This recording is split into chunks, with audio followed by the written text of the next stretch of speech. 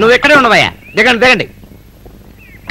ఇదే మీ స్థలం, ఇక్కడే మీ ముగ్గురికి ప్లాట్స్ వస్తాయన్నమాట. అవును, తూర్పు ఎటు పక్కన? ఏం దండం పెడతారా? దానికి ఇంకొంచెం టైం ఉందండి, కానీ ఇటు పక్క అనుకుంటానండి.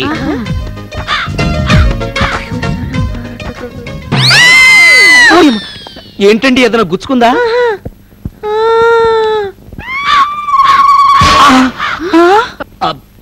ఇది ప్రభుత్వ స్థలమా? మరి మనదే అంటున్నారుగా. గవర్నమెంట్ స్థలంలో ఇల్లు కడితే జైలుకి పంపిస్తారు. అప్పారావు గారు అలా చూస్తారేంటి? మీరెంత తెలివిగల వాళ్ళు అని గమనిస్తున్నానండి. అమ్మో అమ్మో అమ్మో, ఏమో అనుకున్నాను కానీ ముగ్గురికి ముగ్గురు మేధావులే ఉండాలండి. లేడీస్ అంటే ఆ మాత్రం టాలెంట్ ఉండాలి, లేకపోతే ఈ సమాజంలో బ్రతకడం చాలా కష్టం. ఇదే అభిప్రాయం నిన్న అంజు మీనన్ గారికి చెప్పాను. అసలు అంజు మీనన్ అంటే ఇంతకీ ఆ బోర్డు సంగతి ఏంటి? నేనే పెట్టించానండి. సిటీలో కబ్జా వీరులు ఎక్కడ చూసినా కన్నె పిల్లలకైనా సేఫ్టీ ఉందేమో గాని ఖాళీ స్థలానికి మాత్రం సేఫ్టీ లేదండి.